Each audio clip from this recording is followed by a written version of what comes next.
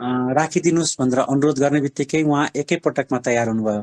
यो मध्यस्थ दर्शनको जीवन विद्याको एउटा सुन्दर पक्ष नै यही हो कि हामी ज्ञानको कपिराइट हुँदैन, there is no copyright of knowledge भन्ने सोच्छौँ र हामी सहजताका साथ वसुदैव कुटुम्बकमलाई प्र्याक्टिस गर्छौँ।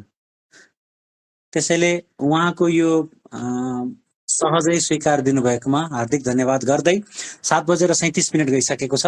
अब हामी सेसनलाई अलिकति पनि ढिलो गर्दैनौँ। एकछिन म थोरै दिदीलाई चिनाउनको लागि मैले हाम्रो ग्रुपमा समूहमा जानकारी राखेको थिएँ। आजको सत्र हिन्दीमा सञ्चालन हुनेछ। हामी सुरुमा दिदीलाई सुन्नेछौँ, शालिनी दिदीलाई सुन्नेछौँ। त्यस पछाडि मनमा आएका प्रश्नहरू अथवा जिज्ञासाहरू उहाँसँग राख्नेछौँ।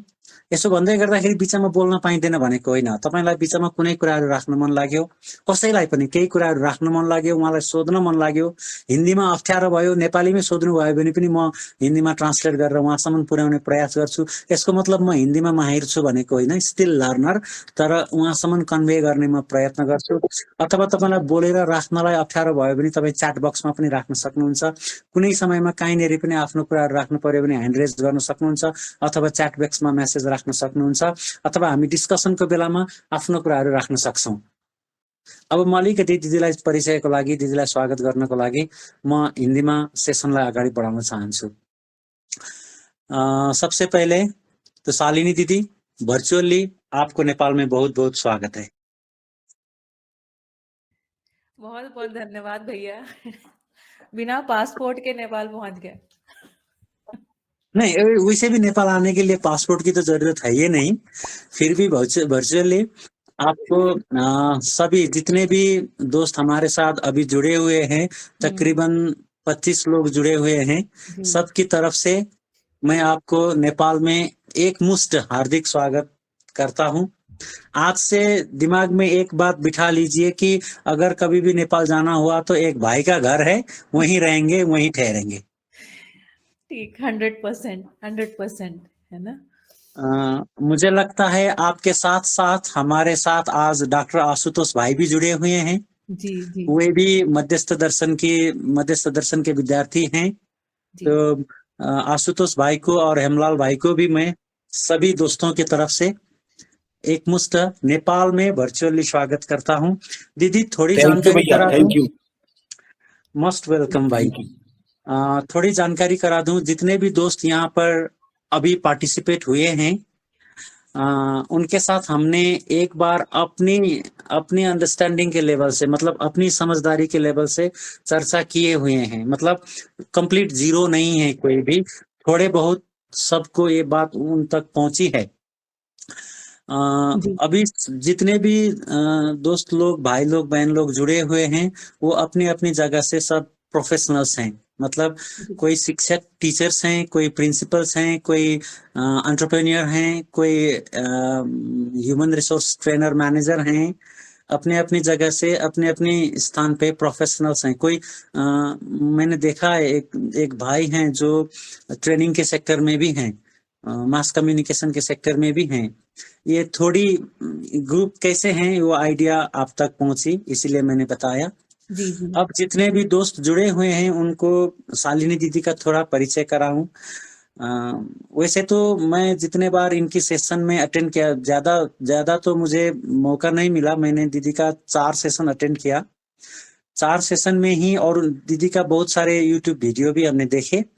उतने में हमको पता चला कि दीदी का मतलब एक्सप्लेनेशन, दीदी का कोई परिचय कराना इतना आसान बात तो नहीं है।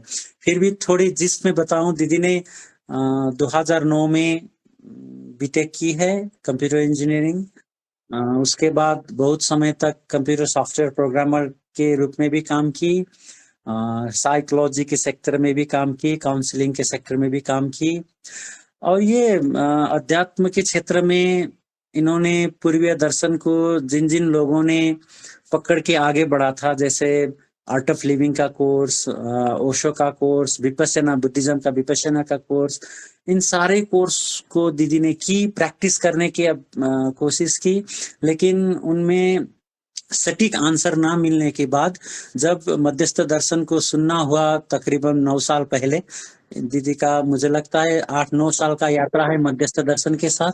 जब 9 साल पहले मध्यस्थ दर्शन को सुनने में आया, जब मध्यस्थ दर्शन की अध्ययन में दीदी लगी, तो उन्होंने पाया कि हाँ, यहाँ पर सब कुछ लॉजिकली सेट है और आंसरेबल है। तो 8 साल से दीदी मध्यस्थ दर्शन की शोधार्थी रही हैं, विद्यार्थी रही हैं और कुछ साल से जीवन विद्या परिचय सत्र का प्रबोधन भी कर रही हैं। अभी सुबह दिन भर फुल डे जीवन मध्यस्थ दर्शन को दीदी ने इसको समझने में, समझाने में अपने आप को समर्पित की है।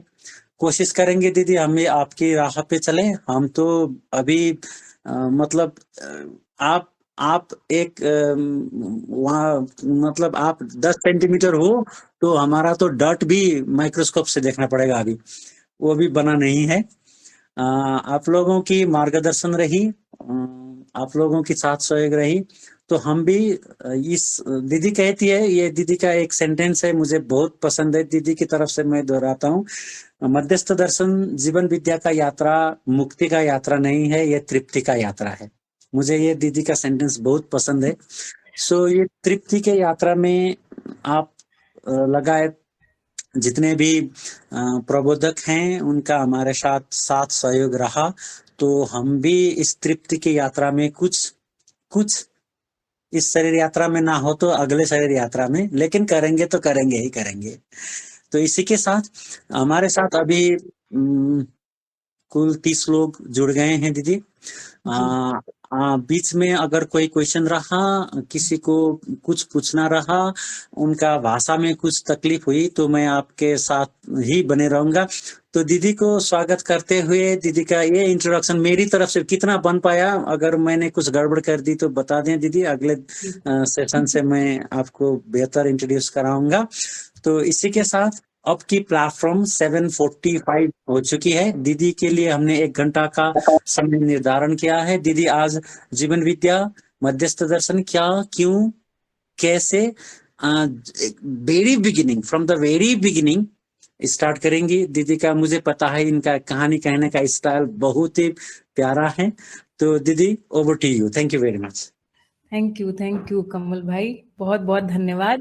अच्छा, मैं कोशिश करूंगी कि धीमे धीमे बोलूं ताकि आपको मेरी भाषा पकड़ में आए, है ना। आप में से कोई व्यक्ति यदि अपना वीडियो ऑन करना चाहें, खास तौर से वे लोग जो नेपाल से हैं, तो आप ऑन कर लीजिए। मैं अपने ही पिछले सत्र के कुछ लोगों को यहाँ पर देख पा रही हूँ, आपका भी खूब खूब स्वागत है ना।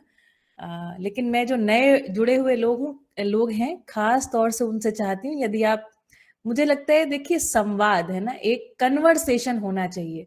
यहाँ कोई लेक्चर डिलीवर करने की मेरी जरा भी इच्छा नहीं है ना। तो मैं सूर्या भट्टराई, ये भाई को देख पा रही हूँ, और इंदु बहन तो है, इंदु बहन तो हमारे गुजरात से ही। अरे वाह कमल भाई, मुझे लगता है लाइट आ गई। ठीक, बढ़िया बढ़िया बढ़िया बढ़िया। अच्छा, और मुझे लगता है कि और शायद कोई लोग, हाँ, रूपा जी को मैं देख पा रही हूँ, हेमंत जी को भी देख पा रही हूँ, हेमंत यादव जी। हेमंत भैया तो मुझे लग रहा है कि गुजरात या यहाँ अपने इंडिया से ही है। सुशीला दीदी को भी देख पा रही हूँ, सुशीला आचार्य जी। बढ़िया। अब जरा संवाद करने में मजा आएगा। अब मुझे लगा कि मेरे सामने कोई बैठा है, नहीं तो यहाँ पर एक लैपटॉप की स्क्रीन है जिसमें कहीं आई लिखा है, कहीं आर लिखा है, कहीं के लिखा है, पता नहीं चल रहा है कौन है। हाँ, सिंह थापा, ओके, नमस्कार भैया, है ना। चलिए, तो इतने लोगों को मैं देख पा रही हूँ। अनिल बसनेट भैया हैं, नमस्कार भैया। देखिए, ये जो संवाद है ना, कोई भी ज्ञान की बात है, समझ की बात है। नमस्कार नमस्कार टांका भट्टराई जी, नमस्कार। सो अगर मैं आपका नाम ठीक ना प्रोनाउंस कर पाऊं तो मुझे थोड़ा क्षमा करिएगा, क्योंकि ये नाम हमारे लिए पहली बार सुने हुए नाम है, इसलिए तो कई बार हम नहीं ठीक से प्रोनाउंस कर पाते हैं। और हाँ, मैं ध्यानपूर्वक अपने हिंदी बोलने की गति को थोड़ा धीमा रखूंगी ताकि आप तक बात पहुंच पाए। श्रीकुल स्कूल जी से जो जुड़े हुए हैं उनका भी स्वागत है, नमस्ते भैया। कविता फुयाल जी, नमस्ते, बढ़िया। नमस्कार। जी, तुम्हारा भाभी हैं, आपको भी नमस्ते।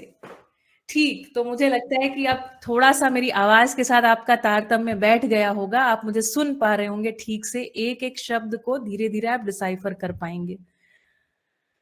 तो भैया ने टॉपिक दिया है जीवन विद्या क्या है, क्यों है ना? और कैसे वाली जो बात है वो तो हम आगे देखेंगे, है ना? इस सत्र की लिमिटेशन है 1 घंटे में क्या सुनाया जाए।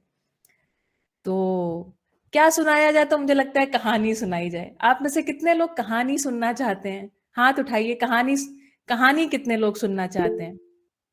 ओके, इतने लोग कहानी सुनना चाहते हैं। हाँ, आपको जभी भी मेरी कोई बात अच्छी लगे ना तो आप कुछ लाइक दबा सकते हैं, हैंड रेज़ कर सकते, अरे सारे के सारे टीचर्स बैठे हैं, इन्हें क्या समझाना? है ना? आप लोग तो हमसे ज़्यादा ही होशियार होंगे। धन्यवाद। तो सॉरी, मुझे थोड़ी खाँसी है। जी, धन्यवाद, बढ़िया। वी रेज़ करके जो जिनका नाम दिख रहा है मैं उनको भी देख पा रही हूँ अभी, काफ़ी लोगों को देख पा रही हूँ। ठीक, तो चलिए कहानी सुनते हैं। तो जीवन विद्या कहाँ से आ गया, ये क्या चीज़ है, इसकी ज़रूरत क्यों है? इस पर हम थोड़ी चर्चा कर लेते हैं। शर्मिला जी को भी मैं देख पा रही हूँ, नमस्ते शर्मिला जी। तो कहानी शुरू करें अच्छा रुकिए, कहानी शुरू करने से पहले एक प्रश्न। भाई, नेपाल में पासपोर्ट की जरूरत क्यों नहीं पड़ती है? ये बताइए मुझे। कहानी उसके बाद शुरू होगी। क्यों नेपाल में पासपोर्ट की जरूरत नहीं है? नेपाल तो सेम टू सेम कंट्री तो नहीं है। थोड़ा अपडेट कीजिए मुझे। दीदी, नेपाल आप और नहीं इंडिया भैया, का नहीं नहीं और कोई। हाँ, कहानी जुड़ी हुई है। कोई और बताए, नेपाल और इंडिया के बीच में पासपोर्ट की जरूरत क्यों नहीं है? नेपाल का पड़ोसी Because राष्ट्र of है। the agreement of the two nations. एक एक सगौली जी। या टॉकिंग सगौली संधि हुआ था 1950 में। और नेपाल पड़ोसी देश है, हम्म एक छिमेकी राष्ट्र है र सब कुछ रहन सहन और भाषा सिमिलर है। अब उसके बाद में अब रिलेशन और एग्रीमेंट ही उसी टाइप का है क्या, किन तीन तीन है ना, three all the three areas covered by the Indian है ना, सीमा है उसके, दैट्स व्हाई उससे जरूरत तो कुछ नहीं पड़ता है ना। उसका एक अंडरस्टैंडिंग है मेरे ख्याल से गवर्नमेंट। अंडरस्टैंडिंग है, कोई या अंडरस्टैंडिंग है। या हमारे घर में एक ड्रम स्टिक का पेड़ लगा हुआ है ना?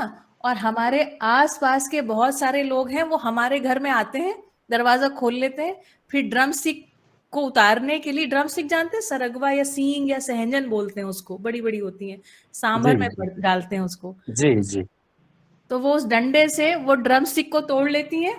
तोड़ने के बाद अगर 2 महिलाओं को चाहिए तो 2 लोग आपस में बांट भी लेती हैं और खटखटा के कहती हैं, दीदी हमने ड्रम स्टिक तोड़ लिया है। पूछती नहीं है, बताती हैं। क्यों?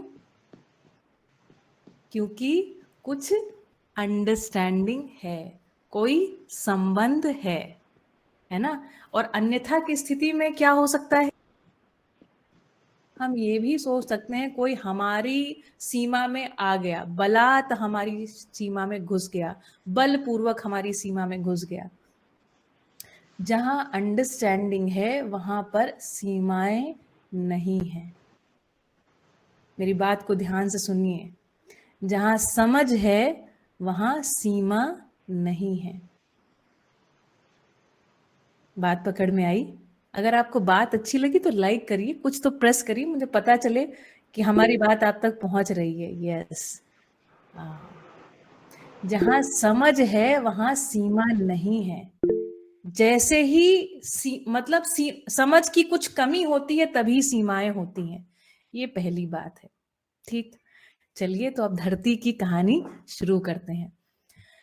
तो जो जीवन विद्या मध्यस्थ दर्शन है, ये जो बात है, आप चूंकि आपने कुछ थोड़ा बहुत सुन लिया, धन्यवाद सभी को, धन्यवाद जी। तो ये बात पूरी इस बात की है कि हमें समझदार होना है। सामान्य रूप से हर एक मानव संतान, हर एक ह्यूमन चाइल्ड एक एज के बाद अपने आप को समझदार मान लेता है। भले ही वो कितना कम या अधिक पढ़ा हुआ हो, हर एक व्यक्ति अपने को समझदार मान लेता है। मेरी इस बात से आप सहमत हैं कि नहीं सहमत हैं? कि एक एज के बाद हम ऐसा मान लेते हैं कि हम समझदार हैं, और इसी आधार पर हम किसी को दिशा निर्देश दे सकते हैं। We can guide someone. अगर हम अंदर ही हिलते डुलते रहेंगे तो फिर क्या होगा? गाइड नहीं कर पाएंगे आगे, है ना? डाउट में रहेंगे तो गाइड नहीं कर पाएंगे। देखिए, मानव परंपरा एक दूसरे को लंबे समय से गाइड कर रही है, और गाइड करते करते हम कहाँ आ गए हैं, थोड़ा उस पर ध्यान दिया जाए। ठीक है, आप ध्यान से सुनते जाइएगा बातों को। गाइडेंस चल ही रहा है, शिक्षा हर मानव की चल ही रही है। 100 वर्षों की यदि यात्रा देखें, पिछले 100 वर्षों की, तो पिछले 100 वर्षों में विकास की स्थिति क्या है? मतलब जो भौतिक विकास है, जो फिजिकल डेवलपमेंट है, रोड्स का, गाड़ियों का, सुविधाओं का, ये बढ़ा है कि घटा है? अनम्यूट करके बोलिए, संवाद की तरह रखना है इसको। तो विकास क्या हुआ है? बढ़ा है, विकास बढ़ा है। विकास के साथ प्रदूषण बढ़ा है कि घटा है?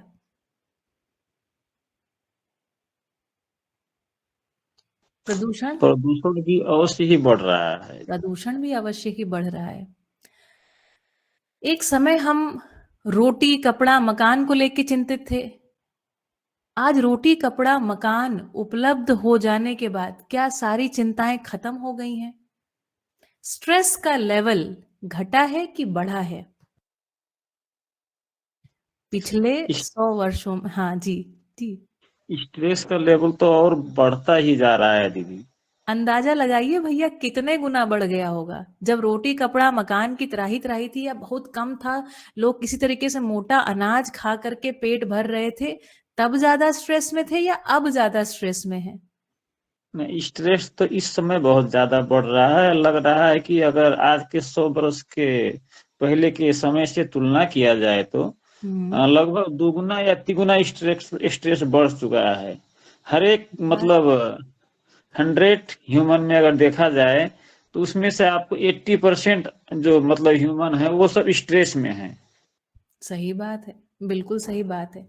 स्वास्थ्य की स्थिति के बारे में क्या कहना है? डेफिनेटली हमारा जो एज था ना, मतलब पहले लोग 40-50 एवरेज एज होता था, एज तो बढ़ा है, लेकिन सामान्य स्वास्थ्य के बारे में क्या कहना है? सामान्य स्वास्थ्य है ना, अभी क्या होता है, लोग गोली खा खा के किसी तरीके से शरीर को लंबा जिया लेते हैं, है ना, लंबा जी जाते हैं। क्या लगता है आपको, स्वास्थ्य की स्थिति कैसी है आजकल? जैसे शुगर है, बीपी है ना, और तरह के रोग हैं जैसे कैंसर है, ये इस तरीके के घातक रोगों में वृद्धि हुई है या कमी आई है? देखिए, स्वास्थ्य सुविधाएं बढ़ी हैं, स्वास्थ्य पे एक बड़ा रिसर्च हुआ है, उससे बहुत सारी उपयोगिता हुई है, लोगों की एवरेज एज बढ़ गई है। पूछ रही हूँ, सामान्य स्वास्थ्य के बारे में आपका क्या ख्याल है? बढ़ रहा है ना रोगहरू, डे टू डे उसका शुगर है, pressure, everything is just increasing trend, not in the decreasing trend. So environment is pollute, everything is increasing trend in terms of, if नहीं हुई तो डॉक्टर का क्यों इतना डॉक्टर का हॉस्पिटल खोलना है, कितना डॉक्टर बढ़ रहा है और पॉपुलेशन बढ़ रहा है, this is the definitely everything is increasing trend. धन्यवाद भैया। यस, अच्छा, ये बताइए कि जो हम लोग उत्पादन कर रहे हैं, पहले जैसे नेपाल देश में 100 वर्ष पहले जनसंख्या के हिसाब से जितना उत्पादन होता था, उससे अधिक हो रहा है उत्पादन या कम हो रहा है? डेफिनेटली कम हो रहा है। उत्पादन उत्पादन उत्पादन या उत्पादन की मेरे ख्याल से Nepal, I am not sure, उत्पादन तो घर तो कम ही है, मेरे घर तो कि उसमें कंपैरेटिव डाटा मेरे तो उतना नहीं है। क्या बोल रहे हैं मेरे? भैया मेरे देखिए, हिसाब से तो ट्रैक्टर ऐसा आ लग गया रहा है है, दीदी। ट्रैक्टर आ गया है, बहुत सारे बीज की उन्नत किस्में आ गई हैं, है ना, बहुत सारी और प्रकार की नॉलेज आ गई है, इंक्रीजिंग। कुछ लोग कह रहे हैं इंक्रीजिंग, किसी को ये लग रहा है क्या कि उत्पादन कम हो रहा है? अच्छा बताइए, जनसंख्या बढ़ी है कि घटी है?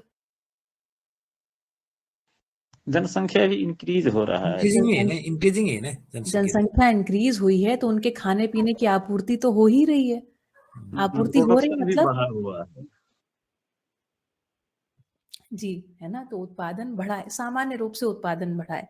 जितनी सारी वस्तुएं पहले खेती की जो अनाज वगैरह की उगाते थे due to hybrid and technology, बिल्कुल सही बात है। अच्छा ये बताइए मिट्टी की क्वालिटी बढ़ी है कि कमजोर हुई है? कमजोर। मिट्टी कमजोर है और उत्पादन अधिक है, ये कौन सा गणित है? क्या? I have to think. इसके बारे में थोड़ा क्लियर करना चाहता हूँ दीदी। ऐसा है कि मिट्टी का क्वालिटी जो है उसमें उसका क्वालिटी फर्टिलिटी जो है, फर्टिलिटी उसका डिक्रीज हो रहा है, डे बाय डे डिक्रीज हो रहा है। लेकिन इसका जो प्रोडक्शन बढ़ रहा है उसमें केमिकल फर्टिलाइजर के यूज थ्रू इसका मतलब प्रोडक्शन बढ़ रहा है। भैया जब हम किसी भी मिट्टी से, मैंने 2014 से 2020 तक 7 वर्ष खेती करी है मैंने खुद। मुझे ये बताइए जब हम केमिकल डाल करके फर्टिलिटी को बढ़ा लेते हैं, आपको पता है एक समय के बाद वो जमीन बंजर हो जाती है, खारी हो जाती है, उसमें बहुत सारी खाद डालनी पड़ती है तब जा करके। अगर आप ऐसा करेंगे तो मतलब सिर्फ आप उसमें खाद ना डालें, सिर्फ फर्टिलाइजर डाल डाल के फसल को लेते रहें तो 3 वर्ष में वो मिट्टी बंजर हो जाती है। प्रत्येक वर्ष जब किसान जो है ना उसमें वापस से गोबर की खाद है या अन्य प्रकार की जो खादें हैं, है ना, कच्ची खाद, पक्की खाद या बायोगैस का जो वाटर है उसको डालता है। इस विधि से वो जमीन को पुनर्जीवित करता है, नहीं तो खेती नहीं कर सकता। जानते हैं आप लोग ये सारी बातें? तो देखिए अब आपको थोड़ा धरती की कहानी सुनाती हूँ। देखिए मिट्टी की, अब मुझे लगता है बहुत सारी बातें नहीं करते, नहीं तो फिर 1 घंटे में बहुत नहीं कर पाएंगे, है ना। तो आप सबको पता है मिट्टी की क्वालिटी कमजोर हो रही है, उत्पादन बढ़ रहा है। आप देखिए किस तरीके की खोपड़ी, किस तरीके का ब्रेन आदमी ने लगाया है शिक्षा के फलस्वरूप। हवा की क्वालिटी क्या हो रही है? घट रही, बढ़ रही है? डेफिनेटली घट रही है ना, वो भी डिक्रीज हो रहा है। पानी की क्वालिटी भैया क्या हो रही है? पोल्यूटेड है, इस आल्सो पोल्यूटिंग, इंक्रीजिंग ट्रेंड में पोल्यूटिंग। आपको जिंदा रहने के लिए, स्वस्थ रहने के लिए सबसे अधिक मात्रा में 24 घंटा आपको हवा चाहिए, है ना। और फिर उसके बाद नेक्स्ट चीज जो आपको चाहिए अधिक मात्रा में वो है पानी, और उसके बाद है भोजन। हमने अपनी मिट्टी को खराब कर लिया, हमने अपने पानी को खराब कर लिया, हमने अपनी हवा को खराब कर लिया। स्वास्थ्य को कैसे पाया जाएगा?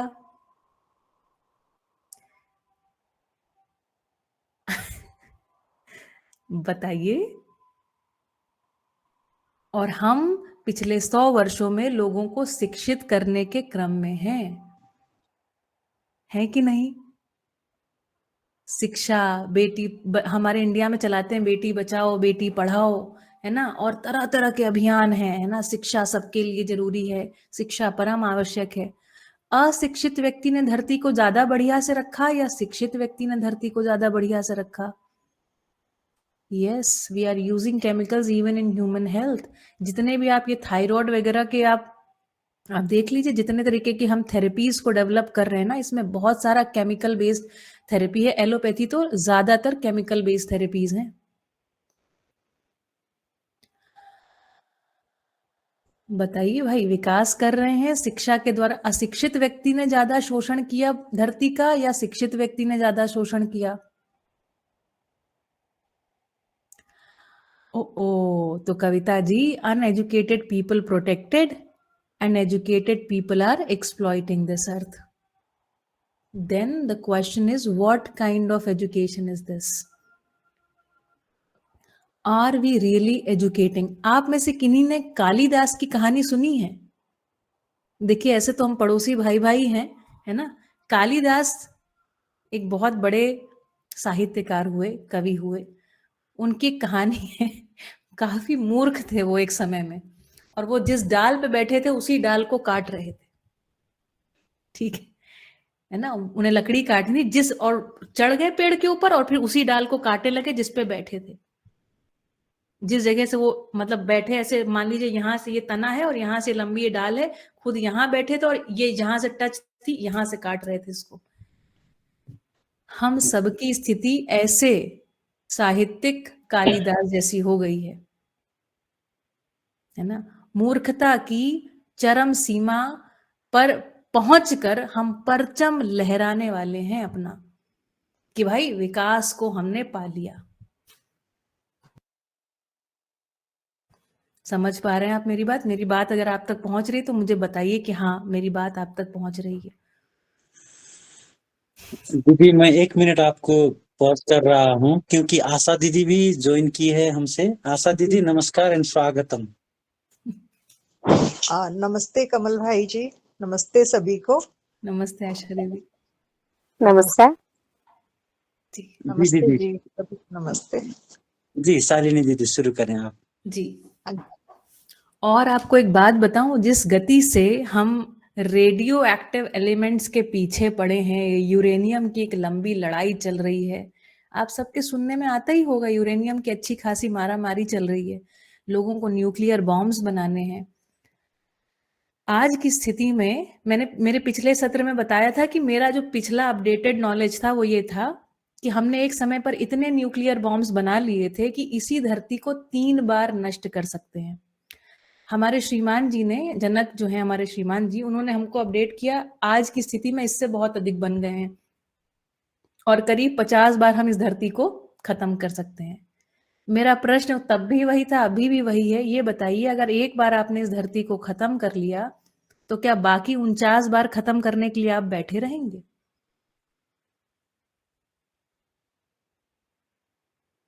और ये सारी युद्ध की सामग्रियां ये सारी युद्ध की सामग्रियां कैसे तैयार हुई हैं? कैसे तैयार हुई हैं? शिक्षित लोगों के द्वारा या अशिक्षित लोगों के द्वारा या प्रशिक्षित लोगों के द्वारा? बताइए, शिक्षित या अशिक्षित?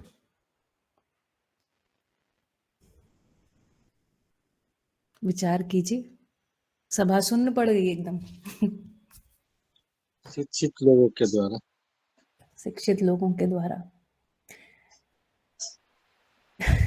सो कॉल्ड एजुकेटेड, एक्सपीरियंस, एक्सपर्ट्स, जिन लोगों को नोबेल प्राइज दिया गया। क्या बनाया? हमारे हाथ में रेडियो एक्टिव एलिमेंट्स मिल गए तो क्या बना लिया? एटम बॉम्ब बना लिया। लोहा हाथ में लग गया तो बंदूक बना ली हमने। क्या गड़बड़ हो गई? ठीक, अब चलिए इसकी बात करते हैं, कहानी सुनाते हैं। जीवन विद्या क्या क्या और क्यों क्यों, जो जवाब है उसका थोड़ा सा उत्तर देने का प्रयास किया।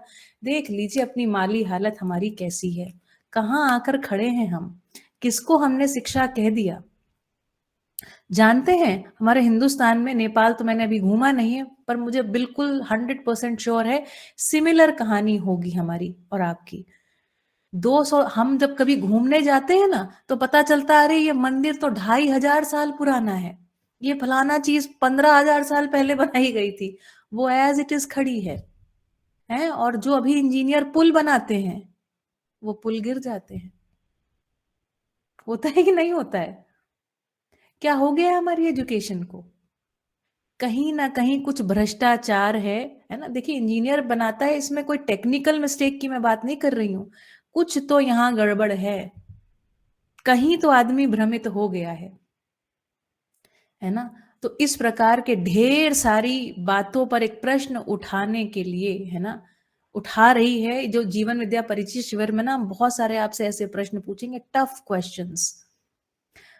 Questions which we need to ask. अगर हमने ये प्रश्न नहीं पूछे तो सभी को पता है, अभी इस समय मुझे लगता है 2 या 3 कंट्रीज में युद्ध चल रहे हैं ऑलरेडी, 3 कंट्रीज में, है ना, युद्ध की स्थिति बनी हुई है। ये हालतें हैं हमारी, ठीक। और हम यहाँ पर अधिकतर लोग ऐसे बैठे हुए हैं शिक्षित और भ्रमित के द्वारा, ठीक बात है। तो चलिए, धरती अभी क्यों का प्रश्न का तो मुझे लगता है आपको हिंट लगा होगा कि ये प्रश्न पूछने बहुत आवश्यक हैं। और दूसरी बात, देखिए सिर्फ दर्शन, मध्यस्थ दर्शन जो है ना वो प्रश्न नहीं पूछता है ना। प्रश्न पूछना तो मुझे लगता है फिर भी थोड़ा आसान काम है। मध्यस्थ दर्शन आपको एक ऐसा प्रस्ताव देता है कि इस प्रकार से आप समझ सकते हैं जहां जहां आपके समझ में गड़बड़ हुई है ना, और समझने के फलस्वरूप ऐसा आप जी सकते हैं। मतलब वो आपको एक स्ट्रक्चर देता है। जैसे अभी हम डेमोक्रेसी में जी रहे हैं ना, डेमोक्रेसी में जनतंत्र या गणतंत्र में जी रहे हैं ना, उसी प्रकार एक जीने का स्ट्रक्चर देता है ना, प्रस्ताव के साथ। सिर्फ ऐसा नहीं कि आपने क्वेश्चन गलत किया तो आपको 2 डंडे लगा के छोड़ दिया गया, ऐसा ये बात नहीं है। आपका ध्यानाकर्षण करा रहे हैं प्रश्न पूछकर, और उसके बाद सही क्या है इस बात का भी प्रस्ताव रखता है मध्यस्थ दर्शन सहअस्तित्ववाद। इसके प्रणेता हैं श्री ए नागराज जी।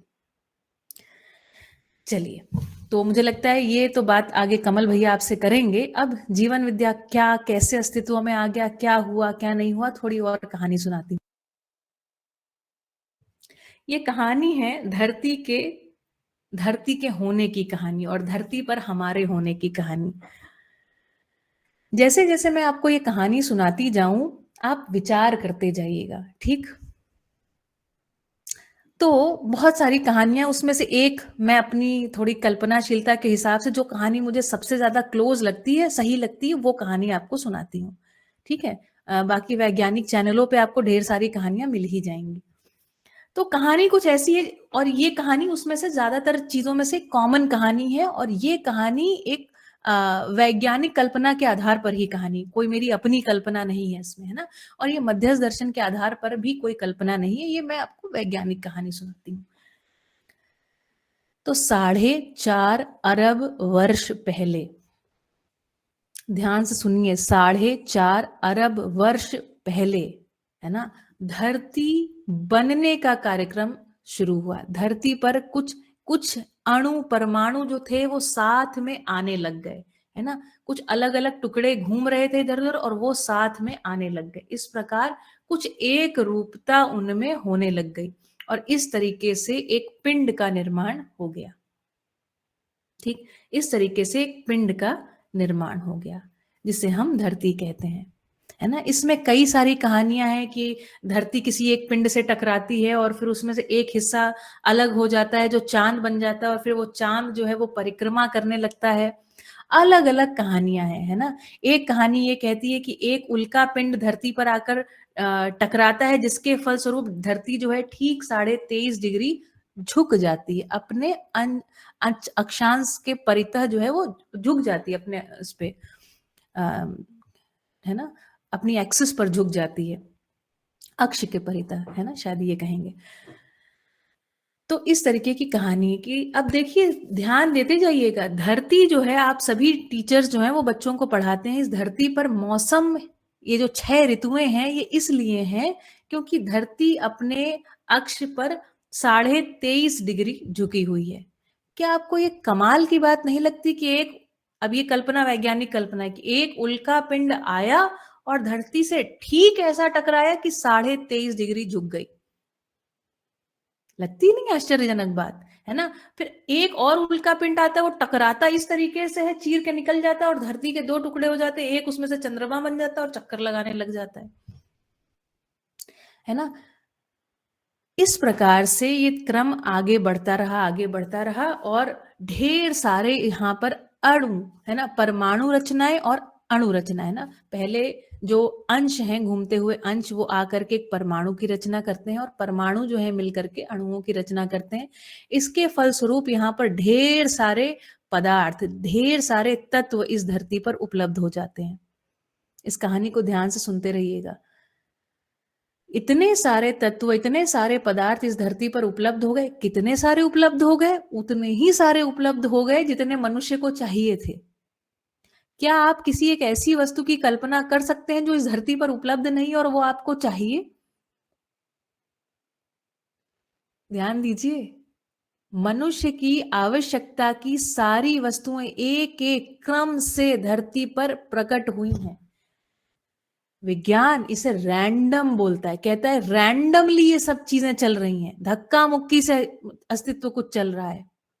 अब हम एक थोड़ा सा डिफरेंट पर्सपेक्टिव से इसको परसीव कर रहे हैं, हालांकि कहानी अभी भी वैज्ञानिक है ना।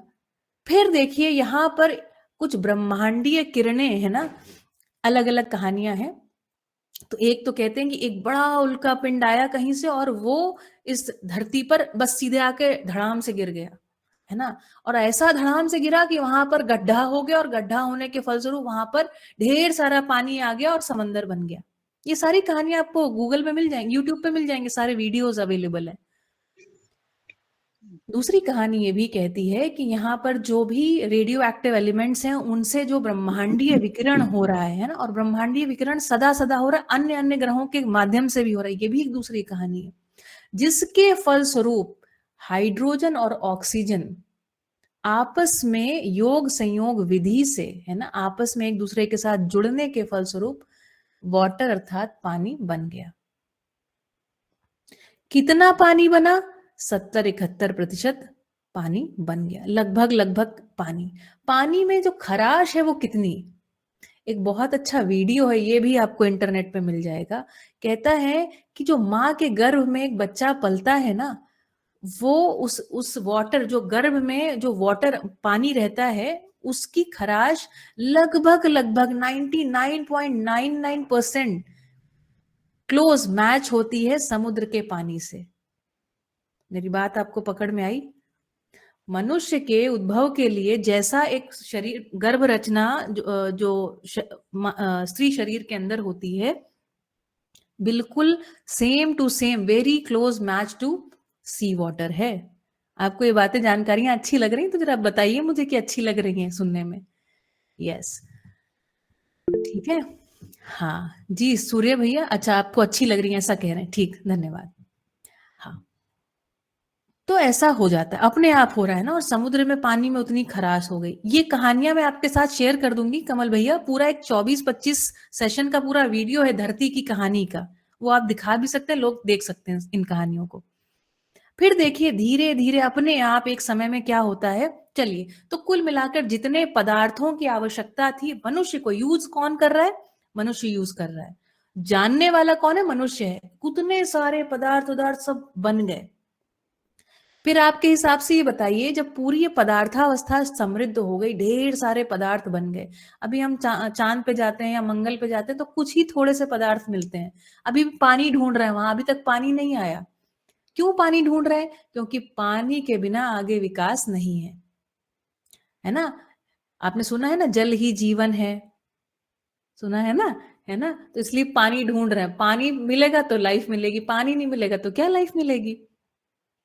ठीक। अच्छा, अब ये क्रम आगे बढ़ता है। अब ये बताइए, सब सारी जो मिट्टी वगैरह खूब बढ़िया से बन गई, मिट्टी बन गई, मणियां बन गई, धातुएं बन गई, पत्थर बन गए, ये सब बन गया धरती पर। अब बताइए पहले क्या आए होंगे, पेड़ पौधे या जीव जानवर?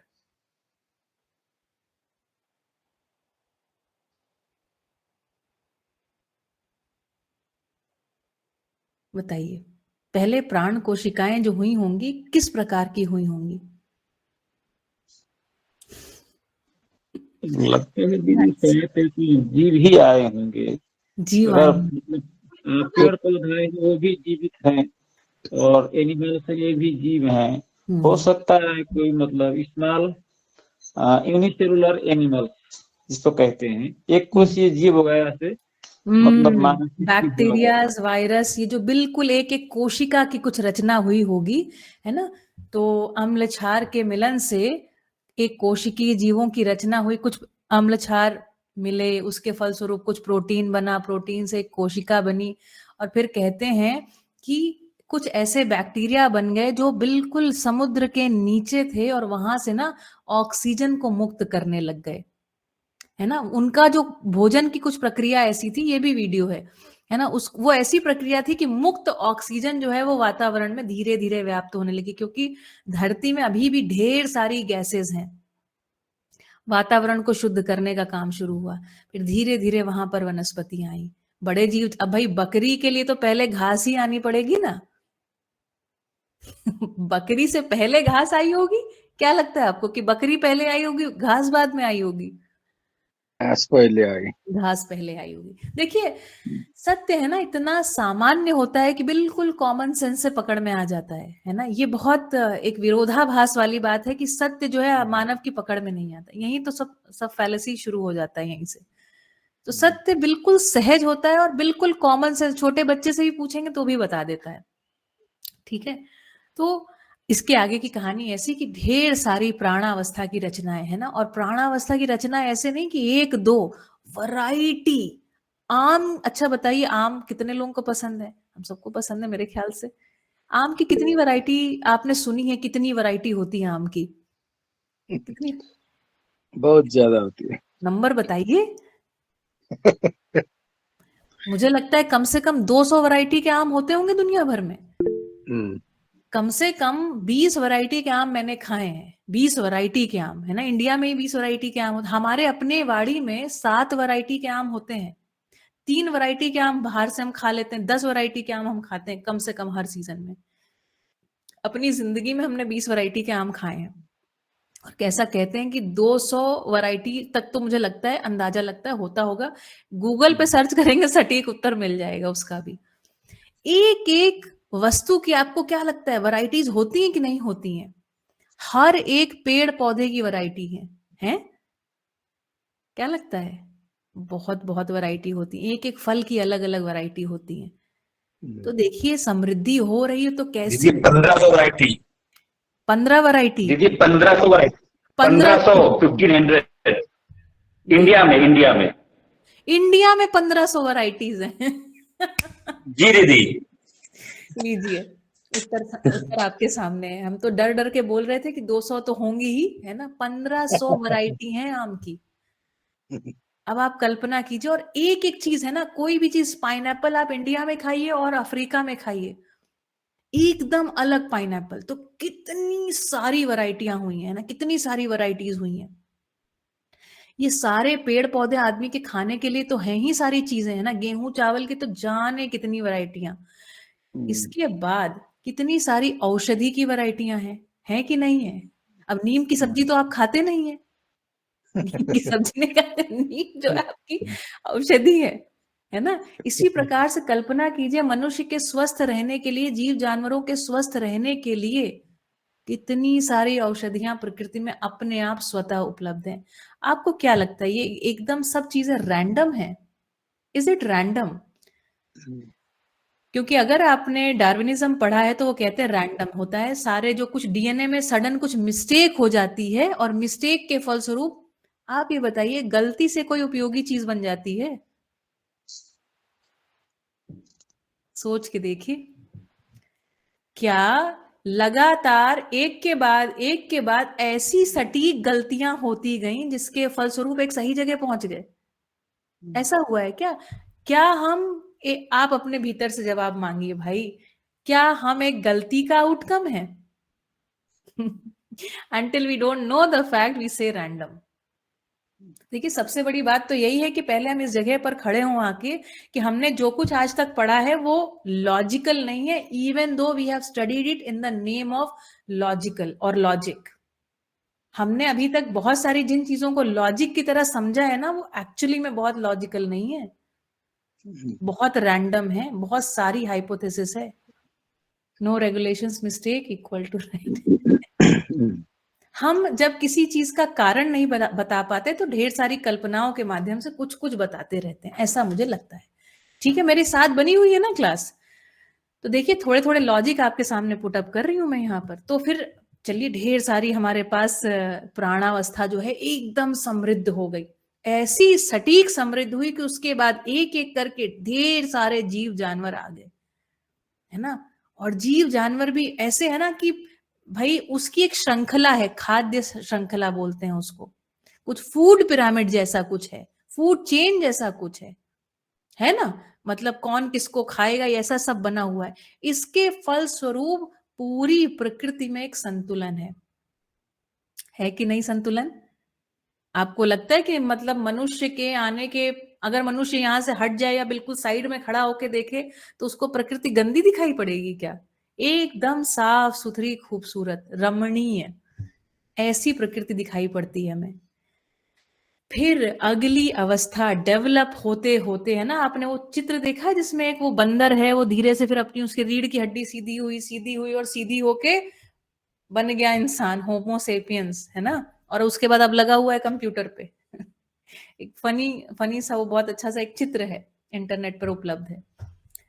तो हम यहाँ तक पहुंच गए, और यहाँ तक जो पहुंचे हैं उसमें मैंने आपको बताया, जिस चीज को हम विकास मान रहे हैं, विकास के फलस्वरूप कहाँ पहुंचे, तो शिक्षित होने के बाद बच्चा जो है वो माँ बाप के साथ अच्छे से रह पाता है, आज्ञा पालन कर पाता है, प्रकृति के साथ जी पाता है। क्या लगता है आपको?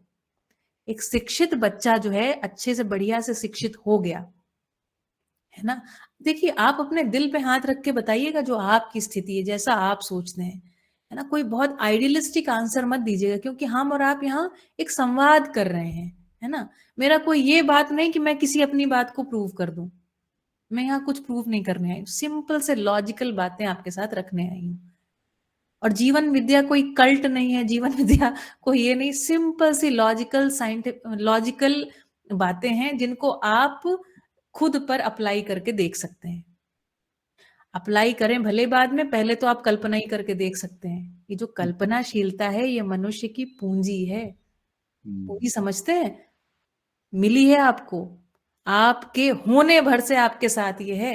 आपसे पूछें जी, आपको कल्पनाशीलता किस कौन से बर्थडे के में गिफ्ट मिली थी?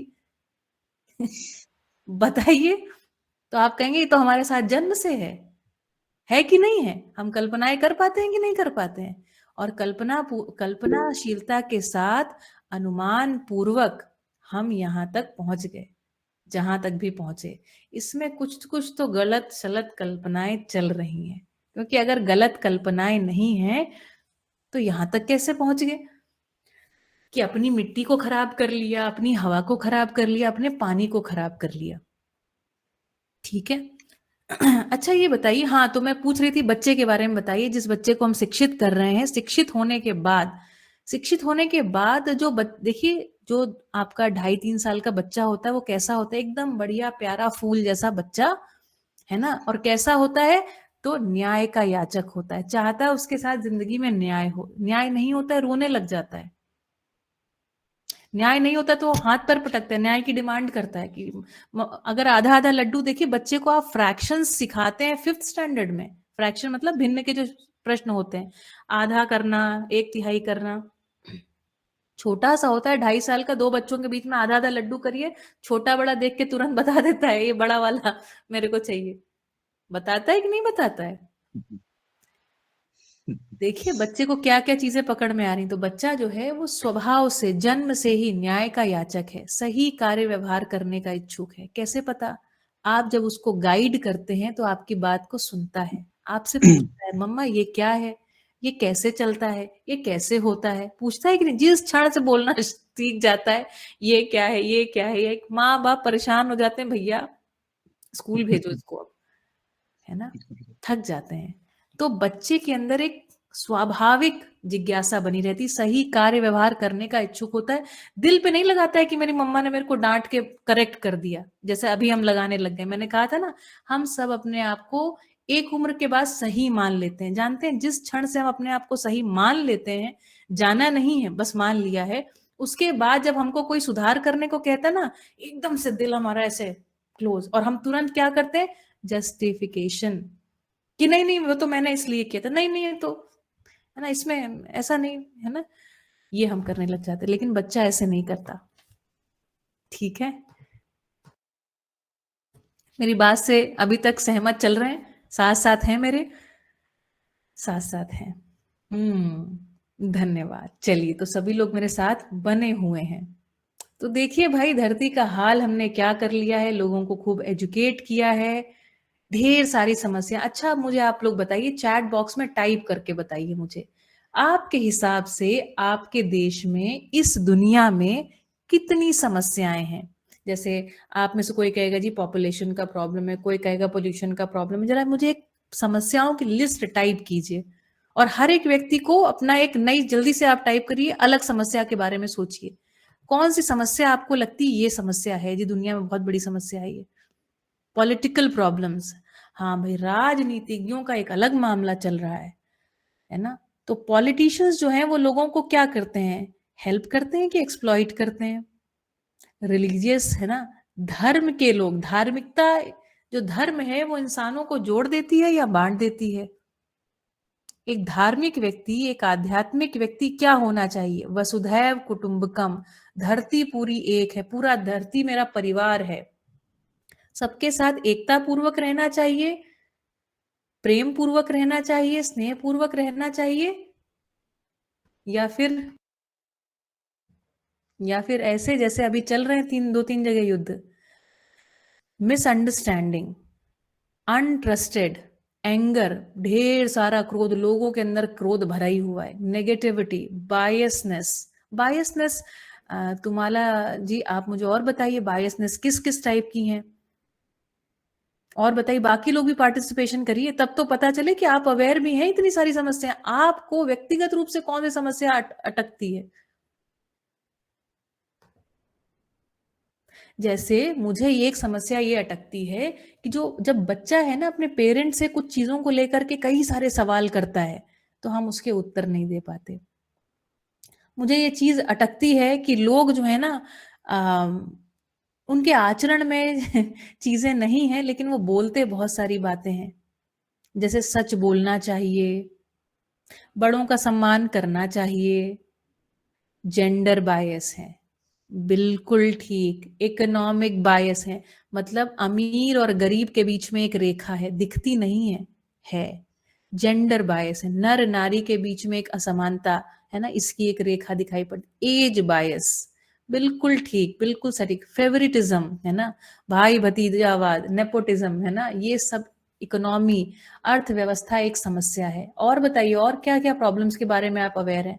आपको पता है सुसाइड का रेट जो है वो बढ़ता जा रहा है या घटता जा रहा है? अच्छा, मैं किसानों के सुसाइड की बात नहीं कर रही हूँ, मैं उन गरीबों के सुसाइड की बात नहीं कर रही हूँ, ऐसे लोग जिनके पास खाने को इस साल की नहीं, अगले इस जन्म के और अगले एक और जन्म के लिए इतना सारा संग्रह है वस्तु का, उन लोगों में यदि देखने जाते हैं, yes that rate is increasing. लोग सुसाइड क्यों करते होंगे, क्यों आत्महत्या करते होंगे ऐसे लोग, बताइए अर्चना जी, कविता जी, नीरज जी, तुम्हारा जी, तांका जी, बताइए why is it increasing, suicide के रेट क्यों इंक्रीज हो रहे हैं? Due to dissatisfaction in what? अगला प्रश्न ही यही है कि सेटिस्फैक्शन हमको किन चीजों से मिलता है, बताइए, पहले तो बताइए डिससेटिस्फैक्शन कहाँ है, बताइए नीरज जी।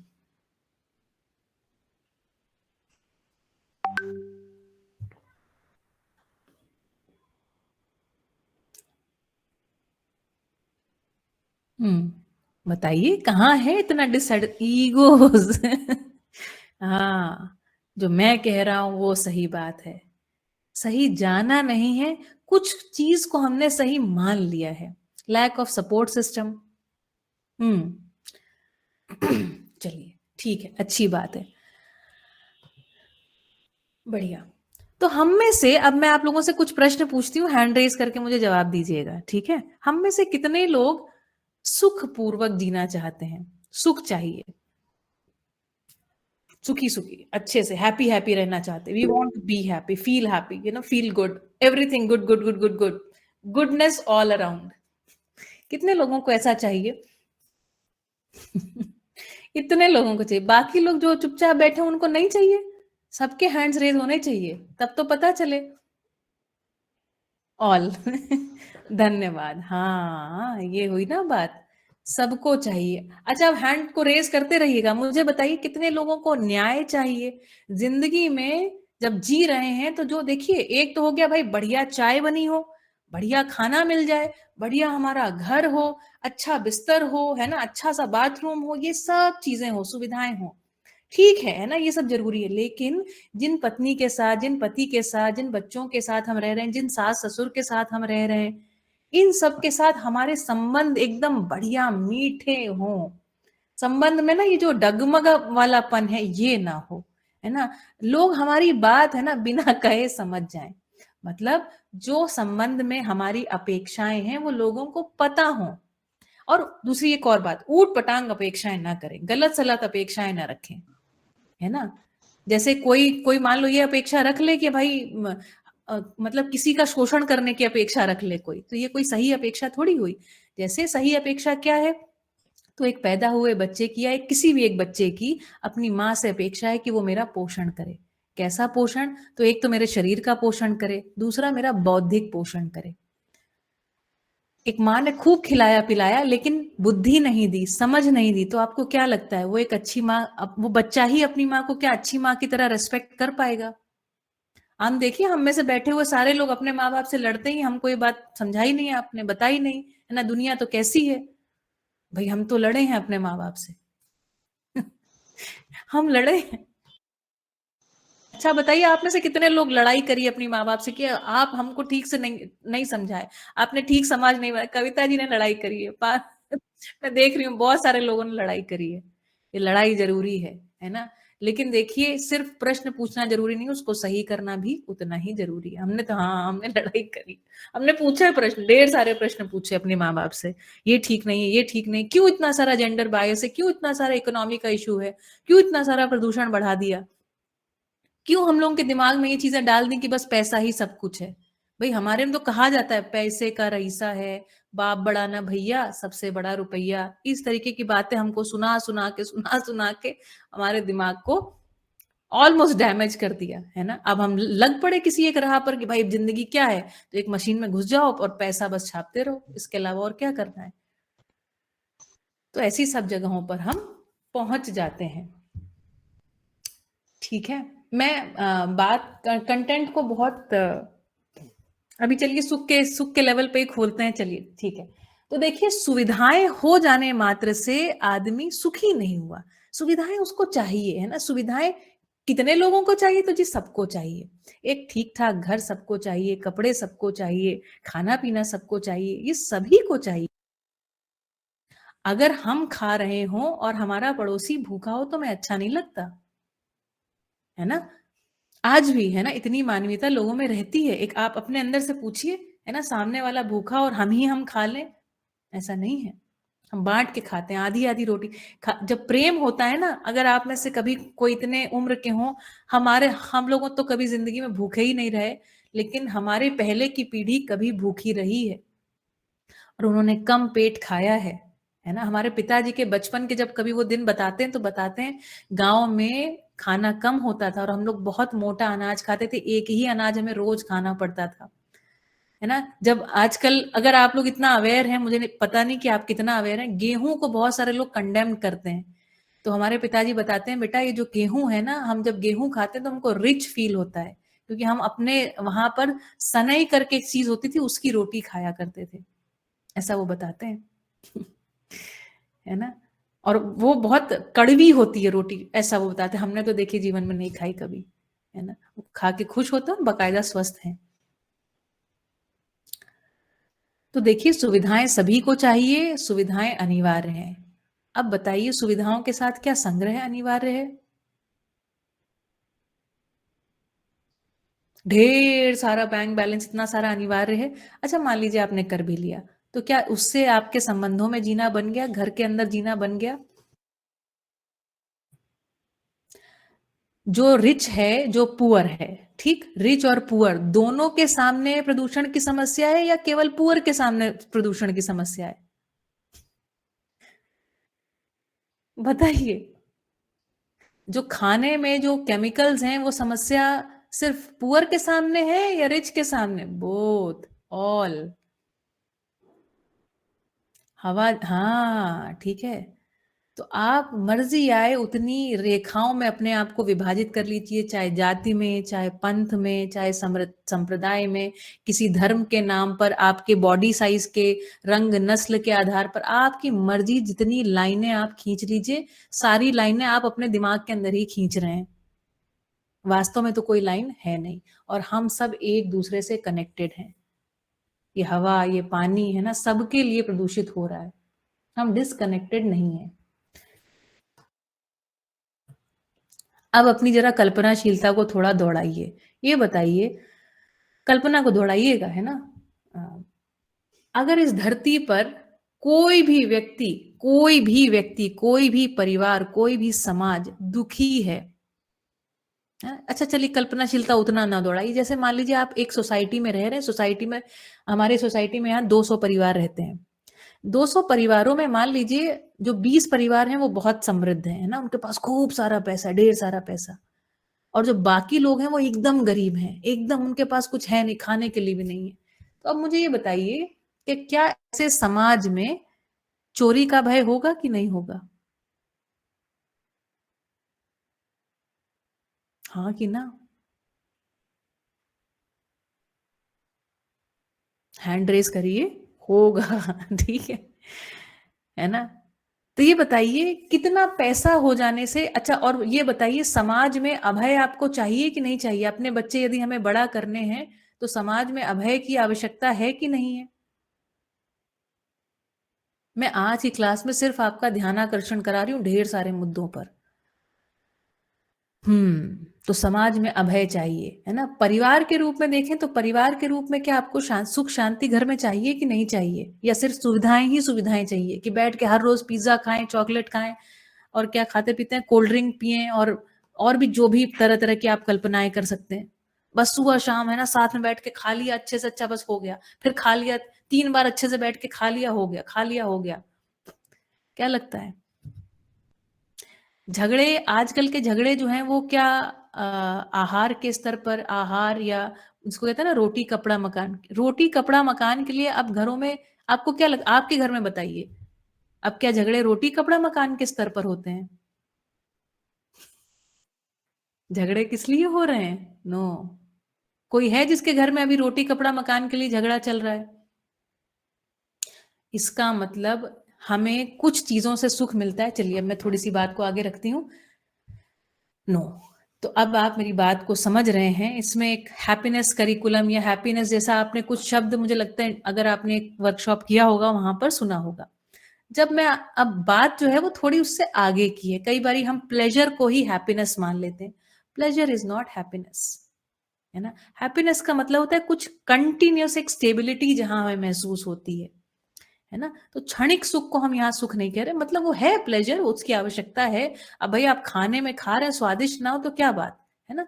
वो वाला हिस्सा पूरा हो गया है, ठीक? तो अब उस वाले हिस्से की बात हम यहाँ नहीं करेंगे। आज हमारी क्लास में जो लोग बैठे हैं इनके सबके घर में भरपूर खाना पीना है, बढ़िया सोने की व्यवस्था है ना? थोड़ा बहुत पैसा वैसा भी है उनके पास।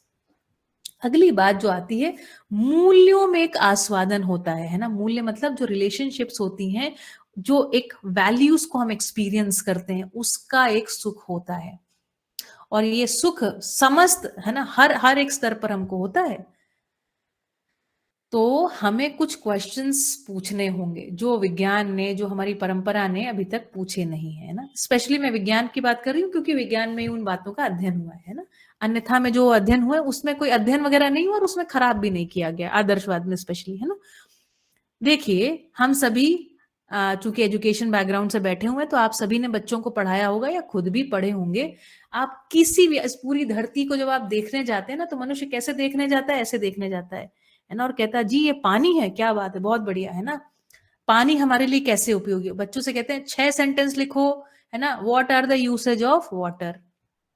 आप में से कितने लोगों ने ये लिखा है या लिखवाया है? हाथ उठाइए, let me C.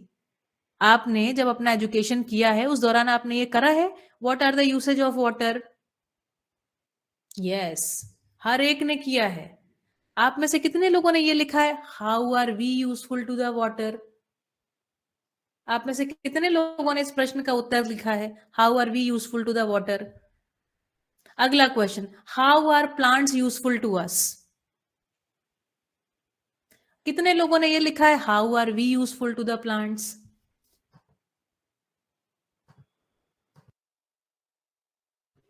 How are animals useful to us? Domestic animals, wild animals? बिल्कुल मैं छोटे बच्चों के स्तर पर बात कर रही हूं।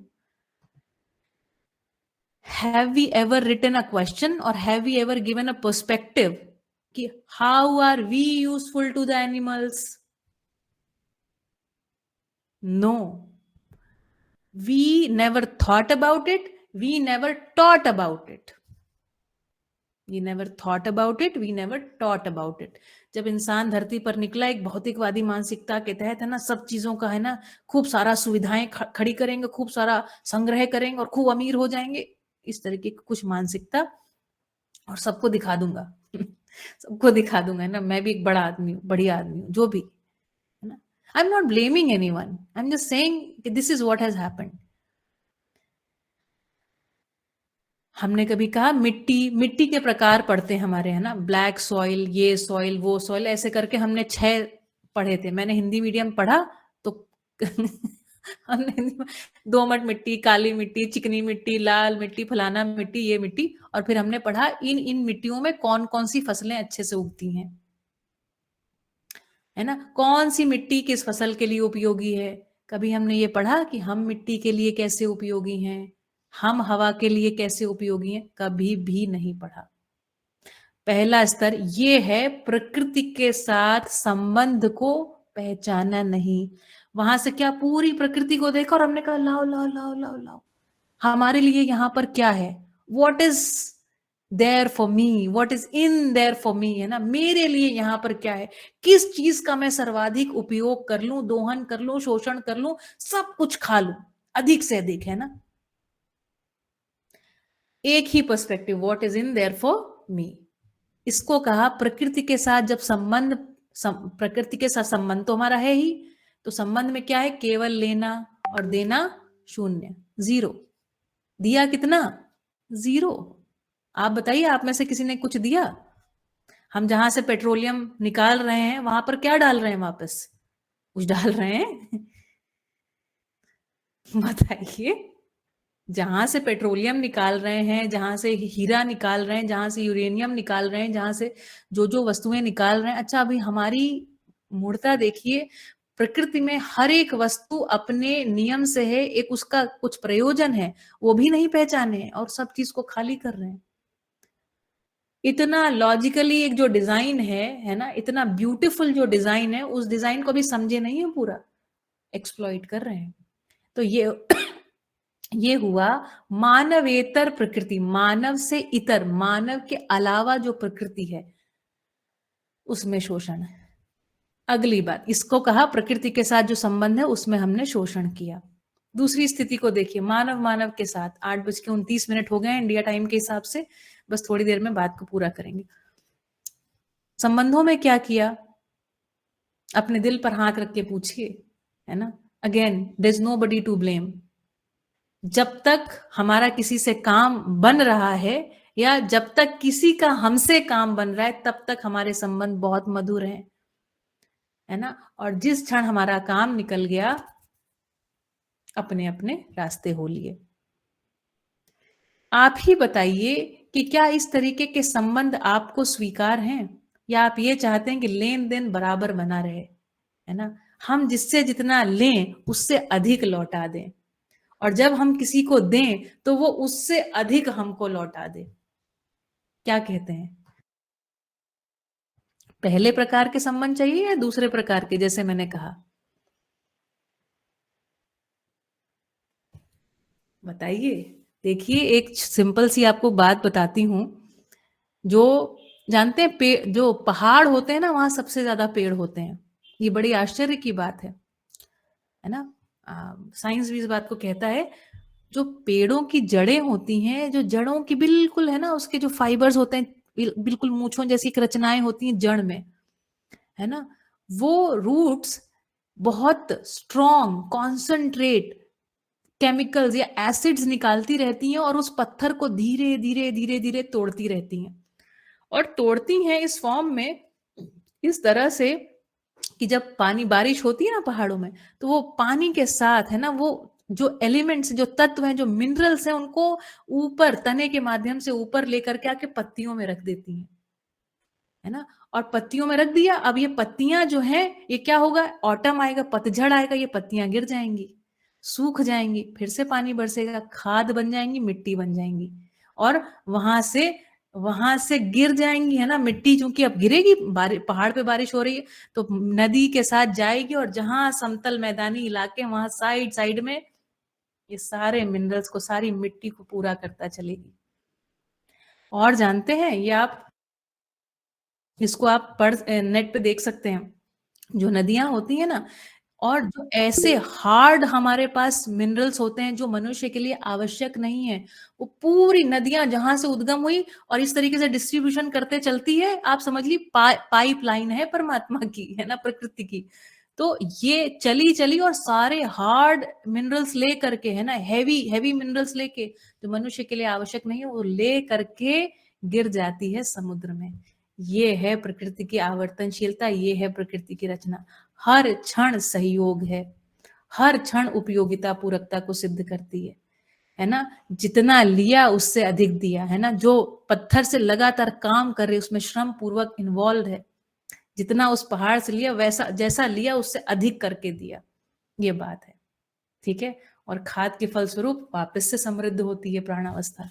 ठीक, तो मेरी बात को इतना ही रखूंगी। मुझे लगता है, मुझे पता नहीं भैया वहां कितना समय हो गया होगा। दीदी यहाँ 8:50 हो गया है। हाँ, तो मुझे लगता है इतना यही टाइम था ना आपका। जी जी जी दीदी। दीदी धन्यवाद आपको। हमारा आज का प्लान था कोई 25-30 लोग रहेंगे, दोस्त रहेंगे, लेकिन हम अभी 40 से ऊपर जुड़े हुए हैं। जितने भी जुड़े हुए हैं सबके प्रति आभार। और दीदी एक बात बता दूं कि हमारा सबसे बड़ा अहोभाग्य है आज कि सुनीता दीदी हमसे जुड़ी हुई हैं आज। जी ये हमारा सबसे बड़ा भाग्य है। सुनीता दीदी अगर अनुकूल हो सके तो आपके मुंह से दो शब्द सुनना चाहेंगे। सुनीता दीदी के बारे में बता दूं, सुनीता दीदी हम सभी के मतलब शालिनी दीदी के भी प्रबोधक रही हैं। सुनीता दीदी लगभग 27 वर्ष से मध्यस्थ दर्शन की शोधार्थी और प्रबोधक हैं, अध्ययन कराती हैं। सुनीता दीदी ही नहीं, पूरा परिवार, सुनीता दीदी का पूरा परिवार समझदारी पूर्वक जीने में अभ्यास कर रहे हैं। उनसे सुनना ही हमारे लिए बहुत बड़ी बात है।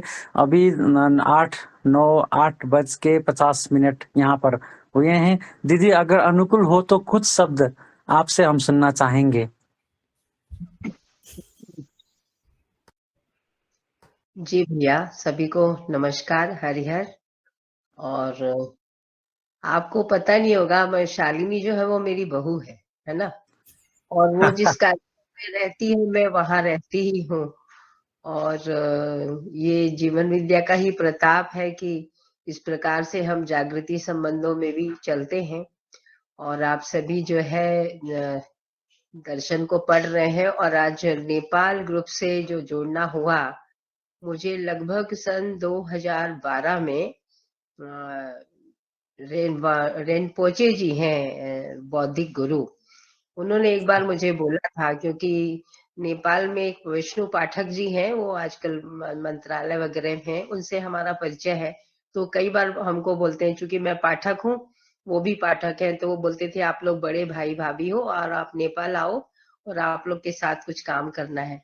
तो रेनपोची जी ने मुझे बोला था कि यदि आप लोग कभी आपको अवसर मिले तो आप नेपाल में जरूर काम करना। लेकिन ठीक है, अभी हमारा फिर ऐसे आना नहीं हो पाया। और लेकिन आज आप सबसे मिलकर के बहुत अच्छा लग रहा है।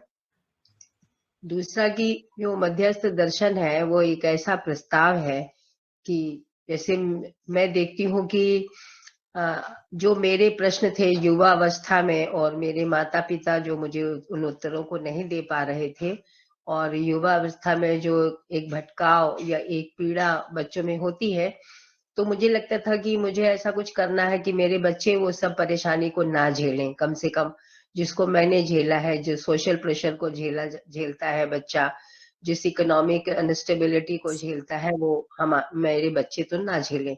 तो ये मैंने अपने बच्चों के लिए कुछ खोज रही थी। कुछ वसुधा कुटुंब की बात, जैसे हम लोग जब स्कूलों में पढ़ते हैं तो सर्वे भवन्ति सुखिनः सर्वे सन्तु निरामया पढ़ाया ही जाता था। तो ये कैसे संभव होगा? और जो हम लोग वसुधा कुटुंब है, ऐसा उद्घोष जो हमारी वैदिक परंपराओं में रहा, तो ये क्या उद्घोष ही था या कोई वास्तविकता थी? ये प्रश्न मेरे मन में थे। और मेरी शिक्षा जो है वो भौतिकवादी शिक्षा हुई, और मैंने एमए पॉलिटिकल साइंस में किया, और एलएलबी किया मैंने, और बीएड किया। इस प्रकार से 3 डिसिप्लिन में मैंने जो है ग्रेजुएशन किया और फिर पोस्ट ग्रेजुएशन किया। तो बहुत सारा कुछ पढ़ा और उसमें मेरे को मेरे प्रश्नों के तो उत्तर नहीं मिले और कुछ नए प्रश्न खड़े हो गए जो भौतिकवाद की देन थे। तो जो इकोनॉमिक सिस्टम है, जो पॉलिटिकल सिस्टम है, जो सोशल सिस्टम है, वही प्रॉब्लम की जड़ है, ये मुझे समझ में आया। तो ये मुझे हमेशा ये लगता था कि कोई भी रिफॉर्म दुनिया में हो जाए, लेकिन यदि ये तीनों सिस्टम नहीं बदलते हैं तो कोई भी सुख का तो कोई रास्ता इस दुनिया में तो दिखाई नहीं देता। ये मेरे क्वेश्चन थे। लेकिन जब मैं मध्य दर्शन में आई और पहला मैंने शिविर किया तो मुझे लगा कि यहाँ पर मेरे प्रश्नों के उत्तर उत्तरित हो सकते हैं। और उस वक्त मेरी 3 बेटियां, छोटी छोटी, बड़ी बेटी 4 साल की थी, एक 2.5 साल की थी और एक 9 महीने की बेटी थी। ऐसे 3 बेटियों को लेके मैंने दर्शन का अध्ययन शुरू किया और मुझे लगा कि मैं अपने बच्चों को तो सहायक हो ही सकती हूँ। उस आधार पर मैंने इसको पढ़ना शुरू किया और यकीन मानिए बाबा जी का सानिध्य मुझे मिला। और सबसे बड़ी बात जो रही दर्शन में कि बाबा जी ने से जो आत्मीयता मुझे मिली, जिसका पूरी मानव जाति प्यासी बैठी है। हमारे पास आत्मीयता के अलावा सब कुछ है, हम आत्मीयता को ही नहीं पाते हैं तो दे भी नहीं पाते हैं। तो मैंने जो पाया है उनसे, है ना, तो मुझे लगता है कि मैं भी वैसी हो जाऊं और मैं जो विश्वास वो मुझे दे गए और आज उनकी देहांत के 7 साल बाद भी मेरे में जो उत्साह बना हुआ है, मैं वैसा सभी लोगों को दे पाऊं। तो इस अर्थ में मैंने अध्ययन किया और संयोग से मुझे मध्य दर्शन समझ में भी आ गया। और मुझे ऐसा लगता ही है कि मुझे कोई संदेह, कोई संदिग्धता नहीं है, ना दर्शन में, ना वाद में, ना शास्त्र में, ना ही तर्क में, ना ही इम्प्लीमेंटेशन में। क्योंकि मैं जिस प्रकार की क्रांतिकारी व्यक्तित्व रही हूँ और उसको जिस प्रकार से आज माइल्ड हुआ है ना, आज मैं जिस प्रकार से समझती हूँ बातों को और मैंने जीवन में जिस प्रकार का बदलाव आया है और परिवार में रहते हुए अपने बच्चों को पालते पोसते हुए जैसे मैंने इस काम को किया है, तो मुझे लगता है कि ये बहुत जरूरी काम है। और एक व्यक्ति का स्वरूप क्या होगा, परिवार का स्वरूप कैसा होगा, समाज का स्वरूप क्या है, राष्ट्र और अंतरराष्ट्र का स्वरूप क्या है, उसकी जो स्पष्टता मध्य दर्शन में है, उस पर कभी फिर आपसे चर्चा होगी तो बात करेंगे। तो एक समाधान के स्वरूप को प्रस्तुत कर पाना, अभी हम लोग जो भी बातचीत करते हैं ना, उसमें हमारी बातचीत के कंटेंट में ज्यादातर खाना पीना सोना, है ना, और जो संबंधों में तनाव है, संबंधों में जो दरारें हैं, संबंधों में खींचातान है, छल कपट है, इसी की बातचीत हम लोग करते हैं। तो हमारे बच्चे भी वही सीखते हैं। तो यदि हम समाधान को प्रस्तुत करना सीख जाएं और समस्याओं को समाधान की दिशा में मोड़ना सीख जाएं, तो हमारा जीवन सार्थक हो जाता है और हम अन्य की सार्थकता के लिए भी सहयोगी हो पाते हैं। तो मध्य दर्शन से ये तो मतलब एक हमारी कल्पनाएं जो हैं वो पहले सार्थक दिशा में जाती हैं जब हम इस प्रस्ताव को सुनते हैं, और उस सार्थक दिशा में जाने के बाद हमारा उत्साह जो है बनने लगता है और अध्ययन की ओर गति जाती है ना। और अध्ययन में करते करते हमें हर रोज कुछ समझ में आता है। मानव विहार दर्शन करके एक पुस्तक है मध्य दर्शन में, मुझे खुद याद नहीं है कि मैंने 27 सालों में इसको कितनी बार पढ़ा होगा, लेकिन मैं जितनी बार भी पढ़ती हूँ वो हर बार मुझे नई ही लगती है और मैं कभी उससे बोर नहीं हुई हूँ। तो पूरी मानव जाति का जो मन स्वरूप है वो एक है, जो वृत्ति स्वरूप है वो एक है, जो चित्त स्वरूप है वो एक है, जो बुद्धि स्वरूप है वो एक है और जो आत्मा स्वरूप है वो एक है। और मन का परावर्तन जो है वो व्यक्ति के रूप में, वृत्ति का परावर्तन परिवार के रूप में, चित्त का परावर्तन समाज के रूप में, बुद्धि का परावर्तन राष्ट्र के रूप में और आत्मा का परावर्तन अंतरराष्ट्र के रूप में है। तो ये मानव ही इन सभी जगहों पर परावर्तित होता है, मानव का आचरण। इसका प्रस्ताव मध्य दर्शन सहअस्तित्ववाद है, जो 4 आयाम, मानव में 4 आयाम होते हैं, अनुभव, विचार, व्यवहार और प्रयोग। और मानव 5 स्थितियों में जीता है, व्यक्ति, परिवार, समाज, राष्ट्र और अंतरराष्ट्र। तो मानव रूप में हम जो भी कृत्य कारित अनुमोदित विधि से भागीदारी करते हैं, जिस भी समस्या में या समाधान में, उसका प्रभाव व्यक्ति पर, परिवार पर, समाज पर, राष्ट्र पर और अंतरराष्ट्र पर पड़ता है ना। अंतरराष्ट्र पर कैसे पड़ता है? यहाँ राष्ट्र को बाबा जी एक धरती बोल रहे हैं और अंतरराष्ट्र मतलब सोलर सिस्टम और अगेन आकाश गंगाएं। उसकी बात कर रहे हैं। जैसे अभी मानव जाति ने उत्पादन की प्रक्रियाएं गड़बड़ की, नियम विरुद्ध उत्पादन किए, तो ग्लोबल वार्मिंग हो गई, और ग्लोबल वार्मिंग की वजह से ओजोन लेयर डैमेज हुई, और सूरज को ठंडा करने का काम जो ये धरती कर रही थी उसमें बाधा पहुंची। तो हम धरती के साथ जो भी काम करते हैं, जो भी जिस प्रकार से प्रस्तुत होते हैं, और मानव के साथ जिस प्रकार से, जैसे मानव के साथ ठीक से प्रस्तुत नहीं हुए तो युद्ध चल रहा है। धरती और हम प्रकृति के साथ ठीक से प्रस्तुत नहीं हुए तो जो है ग्लोबल वार्मिंग हो गई। तो हम चारों तरफ से समस्या के स्रोत बन गए मानव के रूप में। तो फिर ये सोलर सिस्टम में हमारी जो समाधान के अर्थ में धरती के साथ भागीदारी हो सकती थी वो नहीं हो पाई। सोलर की अन्य सोलर सिस्टम के साथ जो भागीदारी है वो भी नहीं हो पाई।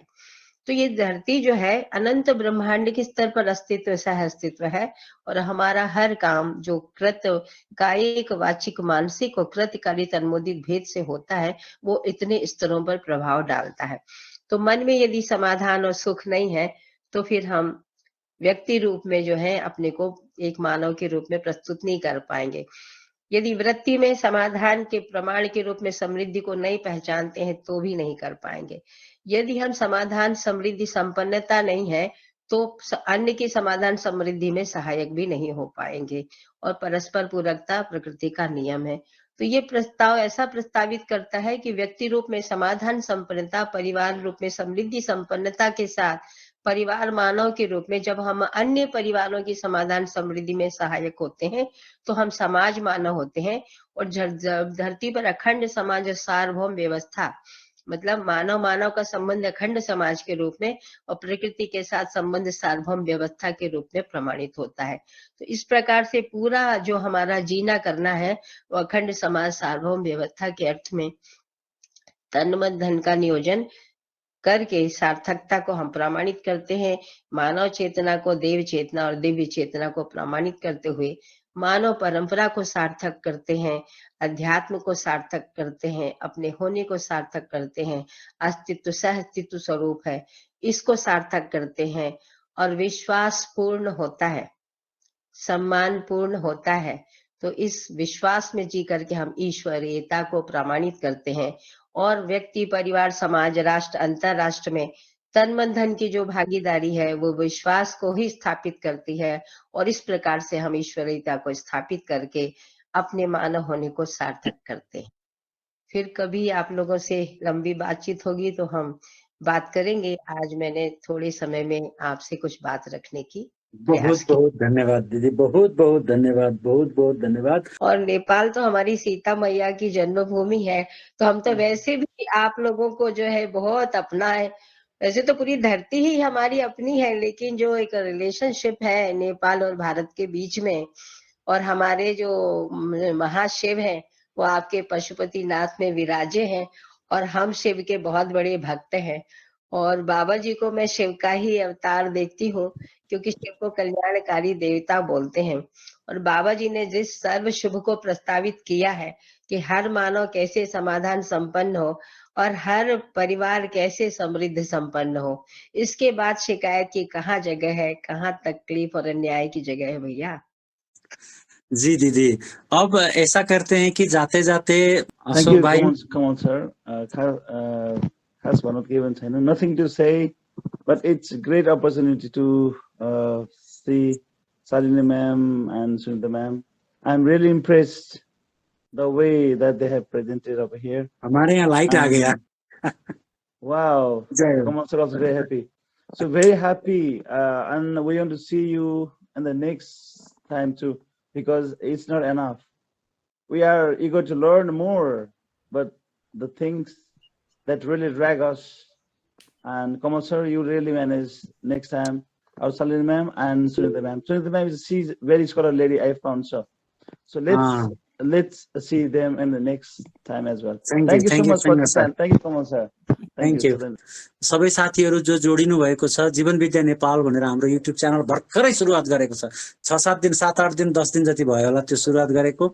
योभन्दा अगाडिको सेसनको रेकर्डिङहरू पनि छन्। हामीले जीवन विद्याको माथि बनाएका छोटो छोटो भिडियोहरू पनि छन्। हमने 1-2 क्लिप तो शालिनी दीदी को भी भेजा था, शायद उनको टाइम मिला या नहीं देखने को। अभी नहीं मिला भैया, आज ही थोड़ा फ्री हुए हैं, कल ही सत्र खत्म हुआ है। जी मैंने एक बात कहना चाहता हूँ, तो झोला मूवी आप YouTube पर देख सकते हैं। आप जी झोला हाँ, सर्च करके, झोला करके है JHOLA, जी तो झोला चाहे तो झोला मूवी नेपाली बद लिखने से वही। हाँ वो देख पाएंगे। अरू कसै साथीलाई केही भन्नु छ भनेदेखि अब 9:30 पनि भइसकेको छ, 9:15 पनि भइसकेको छ। Ashok sir very interesting, thank you sir. Ashok सरले भन्दै हुनुहुन्छ very interesting, very informative and inspiring, thank you very much. तो शालिनी दीदी आप धीरे धीरे से माइंड बना लीजिए कि लगता है कुछ शनिवार तो हमारे लिए आपको सेपरेट। हाँ, ये एक बात की गारंटी करता हूँ, आज पहले दिन है इसलिए 2 घंटे तक चल गया। आगे से ऐसा नहीं होगा, हम 9 बजे इसको टर्मिनेट ही करेंगे। तो अरू कोही साथीहरूलाई केही भन्नु छैन भने आजको सेसन एन्ड गरौँ, रोकौं। जिसने भी इस प्रविधि को बनाया उनके ऊपर सबसे बड़ी कृतज्ञता, क्योंकि इसी ने हमको कनेक्ट किया है। हमारे इतने सारे अभी तो 20-25 लोग हैं, लेकिन 40 हम जुड़ गए थे। 40 हमारे ऊपर अपनी समझदारी की जो आपने बरसाई, उसके लिए शालिनी दीदी को हार्दिक कृतज्ञता। सुनीता दीदी हमारे अग्रज हैं, आपके विद्यार्थी से तो हम इतनी मतलब ज्ञान ले रहे हैं, तो आपके शरण में आएंगे तो न जाने क्या क्या बन जाएंगे। तो हमारे समझदारी की राह में हमेशा आपकी साथ सहयोग रहेगी, यही अपेक्षा के साथ हार्दिक कृतज्ञता सभी दोस्तों की तरफ से अर्पण करता हूँ। जी भैया, मेरा आयु 60 वर्ष, इस वर्ष मैं रनिंग में चल रही हूँ 60वें वर्ष में। तो मेरे समकक्ष जितने हैं वो सभी भाइयों को मेरा अभिवादन और सभी का वेलकम इंडिया में। सभी छोटे बच्चों को मेरा स्नेह, सभी बड़ों को मेरा प्रणाम। और मैं कुछ भी थोड़ी भी आप लोग के लिए काम आऊंगी तो बहुत सार्थकता को अनुभव करके प्रसन्न होंगी। Namaste, Shalini Didi. Thank you नमस्ते very तुम्हारा much भाभी। for very insightful session. And Sunita Didi, or I'd like to say you Sunita Ma. Is it okay? बिल्कुल बिल्कुल भाभी, मात्र हम ऐसा ही है, शालिनी दीदी और मैं दीदी बहन हो सकती है, और सुनीता माँ। Okay, बिल्कुल। that would be my gratitude. Ji I'm doing some work of translation. Yeah. I can read Hindi books in Nepali. Okay. I don't have very good flow in communication, but while reading those Darshan, Shastra and Vad, while reading those books, I can see it in Hindi and I can read it in Nepali now. Okay. So it is the It's a gift improvement actually. after having the session, that Hapur session. Yeah. I can understand Hindi very well, and I can I can read Hindi books in Nepali. I don't have very good flow in communication. It's okay. I was also teaching in school. I was language teacher, English language teacher in school in the beginning. And later on, I started helping teachers for making the classroom more lively, more practical based, how to use our same curriculum to live. I was helping that way. So there was just a notice that there is one session in Delhi. So 1 week we'll have a type of break. So we went, but that was not in Delhi, that was in Hapur. We stayed there, we learned there, and we got the another dimension of our work. So we Yeah. are working there, and we are having the touch of universe. So we have to go through how much we can do in this lifetime. It's okay, and in fact, our self is unlimited. So we will do. We'll keep on doing. Thank you very much. Thank you very much. तुम्हाला दीदी या तुम्हाला भाभी, आप देखिए, एक ही व्यक्ति थे ना श्री नागराज जी, एक व्यक्ति, जी, एक व्यक्ति का काम है ये, है ना। हाँ। और हम तो अब यहाँ बहुत सारे हैं, है ना। And I see you as a bridge between India and Nepal, है ना। आप Exactly. हिंदी देखते हैं और नेपाली पढ़ते हैं, ये अपने आप में गिफ्ट है हमारे सबके Thank you. लिए, है ना। Thank you. मम्मी जो है Thank वो you. दर्शन को पढ़ती हैं और उसको समझ देती हैं। I can explain very well, I can actually simplify the things, Yes. Implementable solutions. तो आई थिंक आप तो बधाई के पात्र हैं, है ना, कि आपने ऑलरेडी उसको ट्रांसलेट कर दिया है।